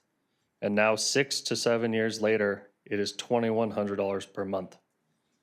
If we saw that document before we bought, stating the rent went up that much in 6 years, we would not bought and looked elsewhere. This is outrageous and price gouging. It is not right that we continued that lease of the 25 years. It should start over when new residents come in. If it goes up much more, I don't know how we will be able to afford to start a family in this very expensive mobile home park. We moved from Ventura and love Camarillo a lot better and would love to stay. I would hope you guys would be able to have the lease agreement changed and possibly be reset to a reasonable starting price that is not $2,100 per month. There seems to be no end on how much they can possibly charge for space rent on land we don't even own. The value of the house goes down as rent goes up, so I may never make any money on my property. Hopefully you can get the rent down near the $1,000 like most of the other mobile home parks in the county. Thank you. Thank you. Okay, Myrna, and after Myrna will be Devo Brown. Good evening. I didn't prepare a script, forgive me, but I will try to speak from the heart. I retired at 47 for the love of my mother because she was diagnosed with cancer. I had a great job. I used to teach kids with special needs and sign language. I want to eat more, please, thank you. And I love that job. It wasn't a job to me. I had passion for that, and I love helping kids and their parents, guiding them, helping the kids with their behavior. I miss it. But for the love of my mother, I had to quit because I couldn't afford to pay somebody to take care of her going through cancer. Thank God, she's healed from cancer. It's been, since I retired at 47, she's better now, but she was diagnosed with Alzheimer's and dementia. So I wanted to go back to work and I couldn't. So now I retire young. I have a fixed income. I had to give more money to the IRS and turn in my 401k in order to survive and pay the rental increases. And it just breaks my heart that, I mean, she worked so hard in this country from 21 years old until 80. And now she's 90 years old. And we're both on a fixed income because I retired young. Next thing I know, we'll be living in a teepee if the prices keep on going up. Or maybe not a teepee, maybe a tent and be part of the homeless community, or live in a minivan maybe. And that breaks my heart because she's a warrior. She's 90 years old. She paid so many taxes for so many years. And now, you know, what's going to happen next? Another thing, I mean, everybody knows the mobile home parks are supposed to be more affordable, but with the land that we do not know and the prices keep on going up, but what's going to happen to us? I have a friend, she sold one of the houses in Lamplighter, Camarillo, and she bought it for $200,000 and sold it for $140,000 because nobody would qualify to purchase a house because it's a double loan.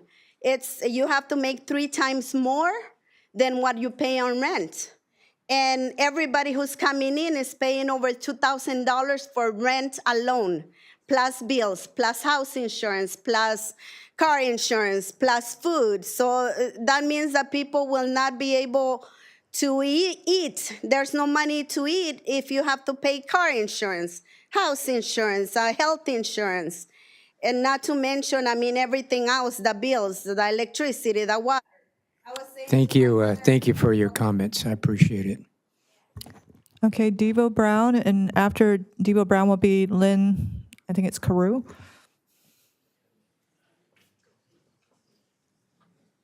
Evening, Mayor, You can, council members. Devo, you can raise the microphone if you so choose. Thank you so much, sir. Thank you. Nice to see you all again. Thank you very much. I appreciate your time. Appreciate you taking the time to hear us out tonight. Obviously, there's a problem here, and obviously, your staff, your very efficient staff, have really looked into it well. I've seen all of that data before, and it's quite impressive. Unfortunately, part of the impression that I get is, well, first of all, is that your staff is quite good at their job, but the other impression I get is that there's obvious profiteering happening in our city. We're all residents here. People behind me and the people in front of me. We're all residents here, so we're all on the same team. We're not anti-business. It's a corporation that owns 2 of these parks. And that corporation owns 2 of those parks, just making a living. I used to be a vice president in a worldwide corporation. I was vice president of Nightlife Entertainment International. So I like corporations. We have a lot of money coming in from corporations right here in Camarillo. They do us good. That's good business for us. The outlet malls are fabulous for our economy, and they're just fabulous for our city. So we're not anti-business at all. We're pro-business.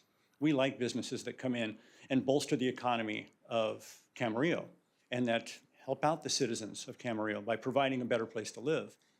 Unfortunately, the corporation that owns 2 of these mobile home parks is not exactly at that same level, is not exactly at that level of helping Camarillo, but more hurting the residents of Camarillo. So what we're looking for is we're looking not for anti-business. This measure here, we don't even want you to change anything about the rent right now except one thing. Don't let them slam it up on us while you look at the rest of this data, while you make this decision. Everyone I talk to believes in your ability of good supervision and good leadership for this company, or for this community. I believe in you. I believe of all of our neighbors, the cream of the crop is right up here in front of me. And I'm really glad that you guys are the ones doing this job. I'm really happy to see that. So all we want is to give you the opportunity to do your due diligence and to provide that leadership for us and take a much deeper look at this problem. And it's obviously a problem. That's all we want. We just want you to pass this measure so that you've got your time to do your good work. This particular bill isn't anti-business. It's good governance. It's you governing the city that you're in charge of. And we want you to do it. We want you to take care of us. And if you look around, there's a lot of vulnerable populations here, those elderly, veterans. I fit a few of these bills myself. We're vulnerable, but we're not weak. We're still strong, and we're stand-up people, and we're standing up with you, and we need your help. Thanks very much. Thank you. Please, everybody, please. All right. What we do up here, we do not encourage any clapping, whether you're pro or against this. And the reason is because we want to be fair to those that may not agree with the majority that are in here. So I'm going to make a suggestion that if you agree with the speaker, we do something a little bit different in this city. We kind of do this with our hands. So that will be the procedure from now on. Next speaker, please. Next one, and I apologize if I'm pronouncing your last name wrong. It's Lynn Carou? Carou? C-O-R-U-L? Is that Lynn Carou? That could be it.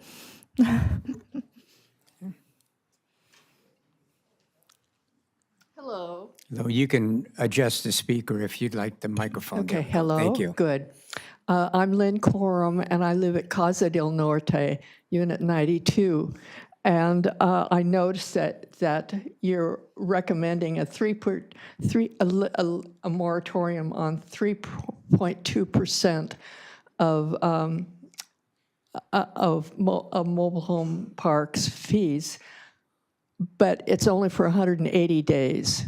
I think any kind of moratorium, control of fees by homeowners should be permanent. And I recommend that you base it on the increase in on Social Security benefits that most of the homeowners there in mobile home parks have. And that way, if the fees are equal to Social Security increases, that they balance out, and I think that would be much more fair. Thank you very much. Thank you. Okay, and I think this is the last speaker is George Garcia.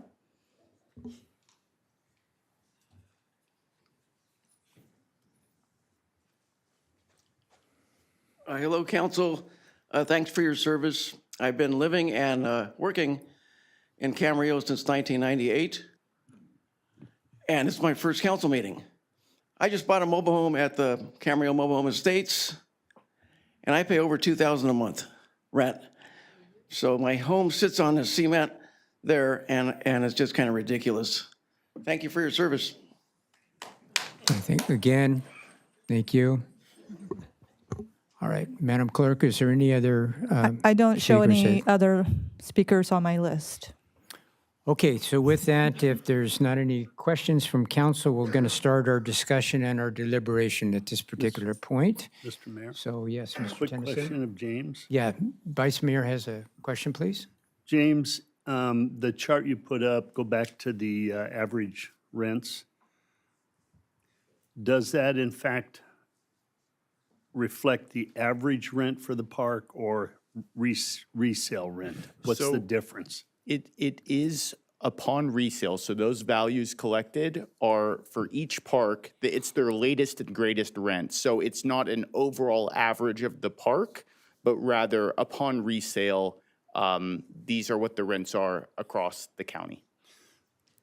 So in the parks particular to Camarillo, I'm assuming that many of the people that pay rents are below the resale. Some of them, certainly, yes. Is there a way for us to get the average rent from each park? We could request that from the park ownership, yeah. Thank you. Any other questions or anything at this particular point of anybody here? All right, so we'll start our discussion. And we've had many months that we've been considering this, so I am going to ask who would like to start us off tonight. Susan, would you like to start us off? Yeah, thank you for the opportunity to speak on this. I'm on the ad hoc committee and have spent a number of meetings going through this and going through the data. And I think we have a lot more work to do, but I think it's really important that while we do the work, and that means that we'll have a future discussion about this at some point and really talk about the nuts and bolts. I think it's important to have the moratorium at this point to give us that time and that room to work on this until it's brought back to us. So that's where I stand on this. I'm in support of it. And that's all I have. Thank you. Anyone else want to, Marchito, would you like to? Yeah, sure. I agree with everything that Council Member Santangelo said. This is an item that was brought forth and that we have been working on. And staff, thank you so much to staff for putting in so much time and so many hours. But the reality is that the work is not done. And so I think that giving us at least these 6 months to work on this and to continue to work with both parties, I think is a good idea. And now I will say it in Spanish. And also thank you to all the community members who are here. You were here for almost 2 hours. So I know this is something that's extremely important to you, and I appreciate every single one of you for being here and for your time and for voicing your concerns. And I also appreciate how efficient you all are in the sense that you just had like people raise their hands instead of having everybody come up here. It still gives us the same sense of what you believe and what you represent. Muchísimas gracias a todos los miembros de nuestra comunidad que están aquí presentes. Sabemos que ya han estado aquí por casi 2 horas, así que aprecio mucho su tiempo y por venir y decirnos cuáles son sus sentimientos acerca de lo que estamos discutiendo hoy. Yo soy una miembro del Consejo Municipal de la Ciudad de Camarillo, en la cual hemos estado trabajando en esto. Y lo que sabemos es que necesitamos más tiempo y por eso estoy apoyando lo que se está recomendando. Y yo también apoyaría las recomendaciones 1 y 2. I would also move to recommend items or recommend staff recommendations 1 and 2, given what we're seeing moving forward. All right, anyone else like to go? Mr. Trim, would you like to proceed? Was that a motion? Well, I think we have more discussion Okay, before that's the fine. motion. Hold Go that- ahead. Hold that a little bit, if you would. I'm ready to go. Mr. Trim. Okay. Thank you, Mr. Mayor. So first of all, thank you to the ad hoc committee. Thank you to city staff. Thank you to all of those who worked with the ad hoc committee and provided your comments.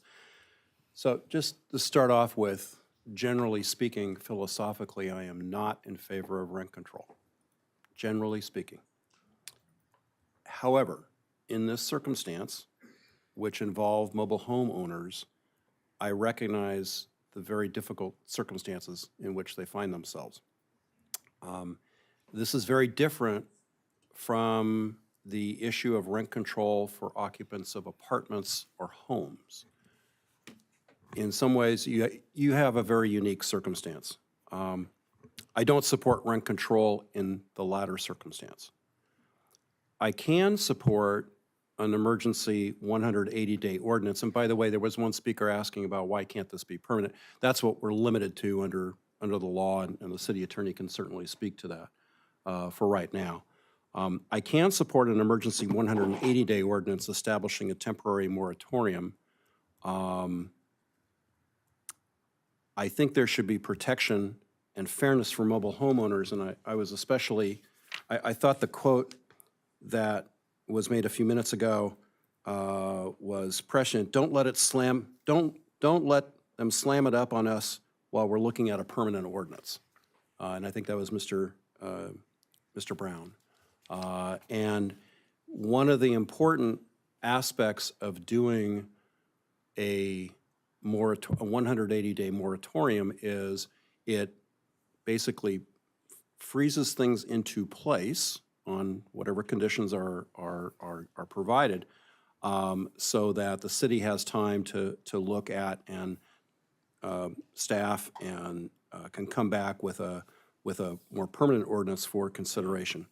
I think there should be protection and fairness, a cap, while a permanent ordinance is being worked on. But I can't support a cap at 3.2%. And let me tell you why. I think 3.2% is artificially low, and I think it's unreasonable. The two issues that I have with using CPI are as follows. The first is, I think using the CPI as a cap when landlords' operating expenses, in my view, are far higher than 3.2% is wrong. If you think about the expenses that all of us have encountered in this last 12 months, think about insurance and utilities. Remember the large increase, we had an 81% increase in wastewater rates that we adopted on this dais over the course of the next 4 years for council. All of these increases, including labor and contractors and worker comp, et cetera, all have increased at a higher rate than CPI. CPI is kind of the square peg in the round hole here. The CPI itself, as a formula, is weighed toward consumers. It's not reflective, from an economic standpoint, of actual operating expense increases for landlords and businesses, because CPI tracks prices at the consumer level. It doesn't directly measure raw materials, doesn't directly measure utilities or equipment or labor costs. The difficulty in my shoes is I think we have to be fair to both sides. The park owners, whether you like them or not, are providing capital investment and they're providing housing. And there may well have been some excesses on the part of some landlords, but coming back with a cap on increase which may not cover expenses doesn't strike me as fair. But let me move to one other item. Here's information that is very persuasive to me. The California legislature in 2020 adopted the Landmark Tenant Protection Act. The legislature itself doesn't think that CPI by itself is adequate, or not enough. What that legislation did, it was AB 1482 in 2020, and among other things, it limited annual rent increases to 5% plus the regional CPI, or 10%, whichever is lower. Now, that's the legislature's view of what rent control ought to consist of relative to multifamily apartments and homes, et cetera, which I also understand are different than the unique circumstances in which mobile home owners find themselves. The staff provided me with the increases for the last several years at the parks. At one park, the 5-year average for increases was 4.2%. At a second park, it was 6% increase on month-to-month leases and 3.5% increases on long-term leases. For the final park, it was 5.94% increase on month-to-month leases and 4.75% increase on long-term leases. So those are the recent increases over the course of the last 5 years. And in one of those parks, there was a very large increase in 2022 at 7.4%. So that was, that was high. So I think from a 180-day moratorium standpoint or urgency standpoint, we can utilize CPI, but I also think that it should be CPI plus 1%, which would be a total of a maximum cap of 4.2% to be responsive to the high increase in operating expenses. The chart doesn't really tell me, chart is not really instructive to me on this because from a standpoint is these are resale values. I think that my view is, and I think long-term we should be looking at something like the legislature's approach, and that's not for tonight. I think that's one approach we should be looking at. But I think we should adopt a fair compromise rate for the interim, and it's a rate that would also be protective while the city is because we've made a, if we adopt this tonight, we're now inserting ourselves in the middle of these, in the middle between mobile homeowners and park owners. And I get it, and I'm comfortable doing that. But I think that for the interim and to be protective, I think we have to find a different limit on the increase. So my suggestion would be that we do CPI as a max, CPI plus 1%. One of the things that I've learned over the course of over 25 years in the Rotary organization, the nonprofit organization, it's a service club, one of the 4 tenets is to be fair to all concerned. I want to be fair to the mobile home owners. I want to be fair to all of you sitting out there, but I also have a responsibility to be fair to owners, regardless of whether you like them or not. I'm trying to be fair to everybody, and the fact is, if the council adopts this moratorium, we have now inserted ourselves for the very first time into this whole issue. And I'm okay with that. And I'm okay with an urgency ordinance, but I would like something that is a little, I would advocate something that's a little bit higher. A couple other comments. In retrospect, we made a mistake a few years ago dissolving the Rent Review Mediation Board. We did do that, but here we are. Assuming that we adopt some kind of urgency ordinance tonight, I have a couple of points. Number one, I'm not going to support an extension of the 180 days. So we need to bring back a permanent ordinance for consideration. Sorry to put the pressure on, but we need to bring back a permanent ordinance for consideration within 180 days. There's another issue on which we extended that out. Again, a totally different issue from this one, and I don't support bringing or giving a continuous extension. We need to bring something back on a permanent basis. This is protective. Secondly, and just to tell you right now, I'm not going to support a permanent rent control ordinance which mandates the same rent to a new owner when the home sells. In other words, the space rent can't adjust to market when a mobile home is sold or removed. In that respect, I urge that we follow the County of Ventura's ordinance on that. And then finally, when working on the ordinance, the staff report, and I'm not being critical at all, I know staff did a great deal of work on this, but I really didn't get any sense of what the costs, the operational costs are associated with capital investment, pass-throughs, long-term maintenance, research in the insurance market, labor, utilities, et cetera, the last 5 years. I really didn't get a good handle on all that. And I'm hopeful that all the research that apparently occurred but didn't make its way into the staff report, we're going to be able to receive that. So bottom line, I'm okay with a 180-day urgency ordinance. My view is that it should be 3.2% plus, representing CPI, although I don't like using CPI, I'm willing to go along with CPI, but add 1%, and that would be a max cap of 4.2%. And that max cap of 4.2% would be on the low end of all of the averages, or most all of the averages that have been, average rent increases that have occurred over the last 5 years, with one exception.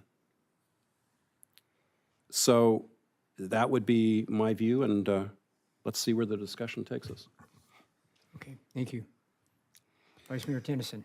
I learn my lessons every single time at a council meeting, and tonight I learned not to follow Councilmember Tremblay because he takes all of my ammunition away from what I was going to talk about. I, too, am not a favor of rent control. I think whenever you stabilize or subsidize something, you create even more of a need for even more of it. But with that said, I, too, can support this temporary moratorium so that staff has more time to do a little more research and come back with a more comprehensive permanent ordinance for the council to consider. I pulled up the CPI, and as Councilmember Tremblay said, it identifies consumables. It's consumer-driven. It's not business-driven. It's not landowner-driven. It doesn't take into account property taxes and things like that, or, as he said, income for maintenance workers, capital improvements, and things like that. The Los Angeles area CPI, which is what we basically use, ended August with a 3.3% increase over the previous year.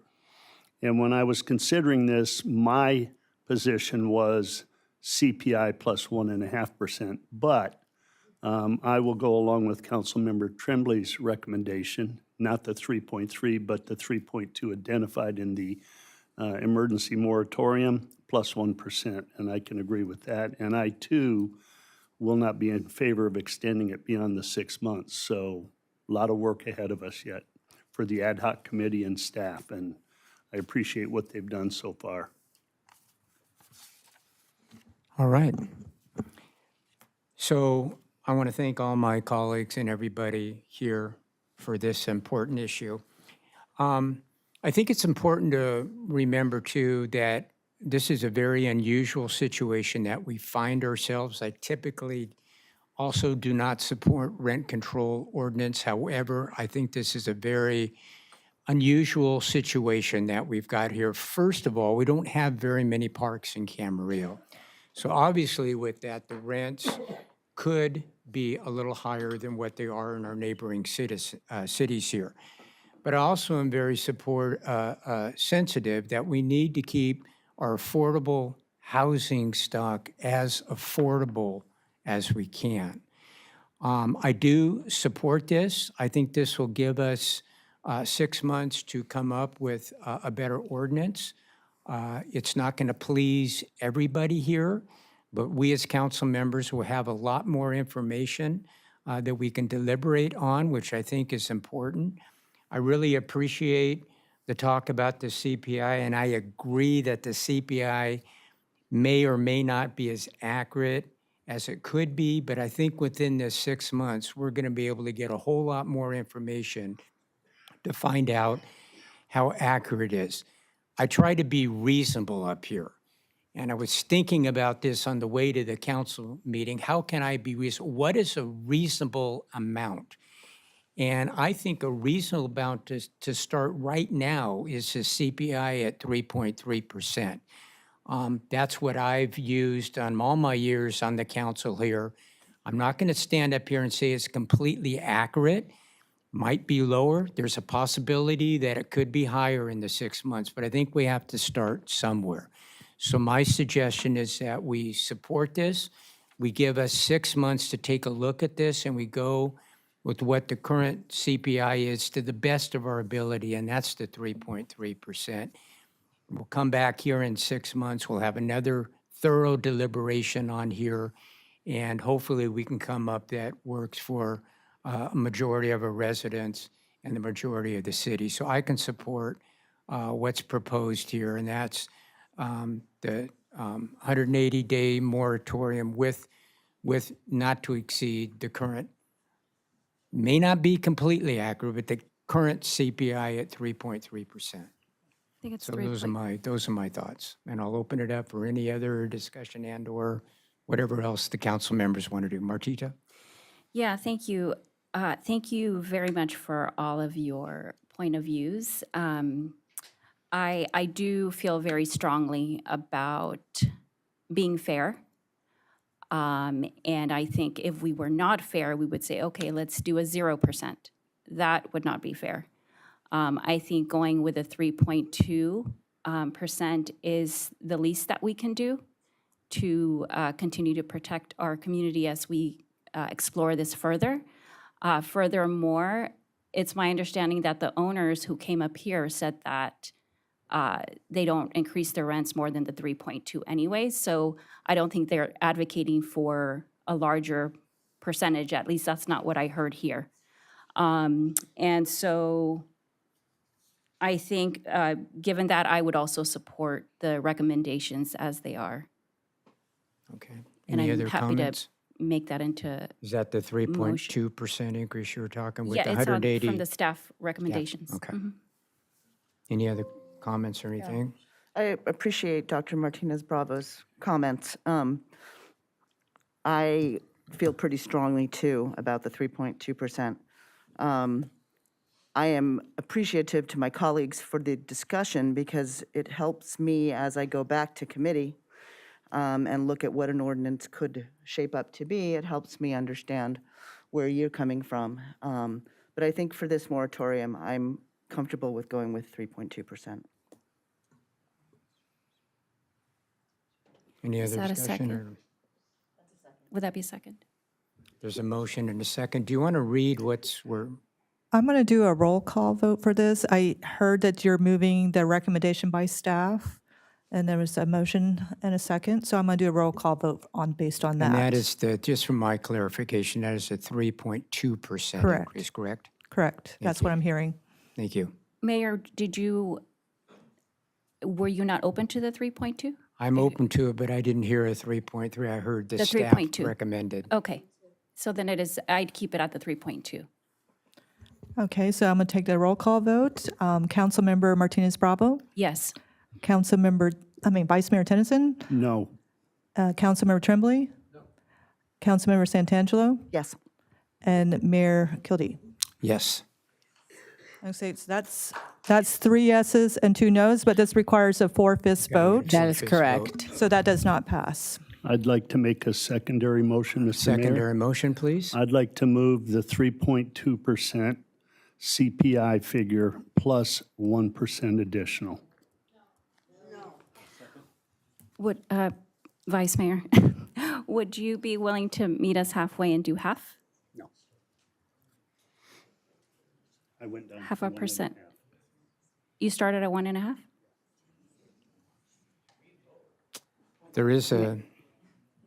Is there a motion and a second? Did I hear a second on that? I heard a motion and a second for the 4.2%. Is that correct? 4.2. Okay, let's have a discussion. Up to, Up to 4.2%? yes. Okay, I can take a roll call vote for that. Councilmember Martinez Bravo, Yes. Vice Mayor Tennyson, Yes. Councilmember Tremblay, Yes. Councilmember Santangelo, Yes. and Mayor Kildee. Yes. And that one passes.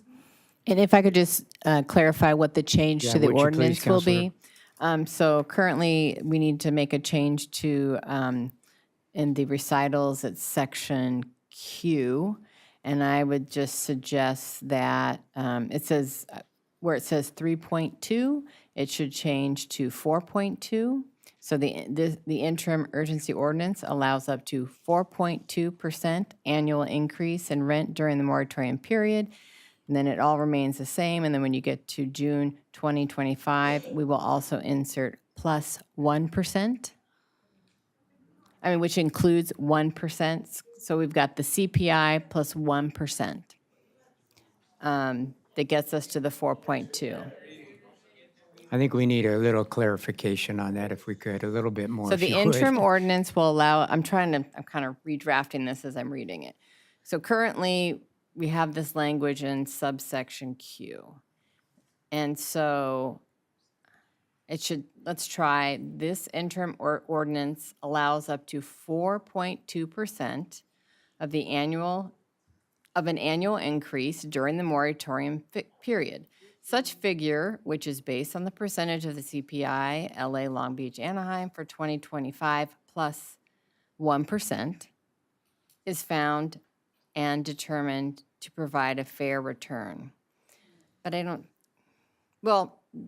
think because the maybe this CPI is 3.2 during that period. Yes. It's Plus 3.2 1. plus the 1% within the moratorium. Right, that's already in there. So again, what I'm saying is the ordinance allows up to 4.2%, which is based off of the CPI ending June 2025 plus 1%, which is found to be determined as a fair return. That's correct. Yes. Okay. That's the intent. And then there's one other section where we have 3A that needs to be changed to 4.2%. And let me just double check, it's not mentioned anywhere else.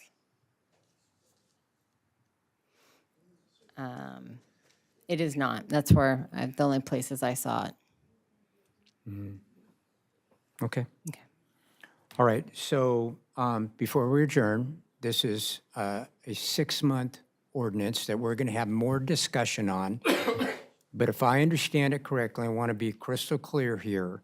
It's going to be within the 6 months, maximum 4.2% that they can be raised. And that's only if your contract comes up within that 6 months. Also, I'm going to ask Counselor when this actually starts. When does this start? Yes, so this urgency ordinance, upon 4/5 vote this evening, it was all 5, it goes into effect immediately.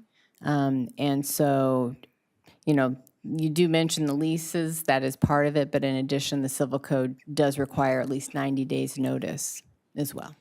Okay. Any further business or comments from anybody?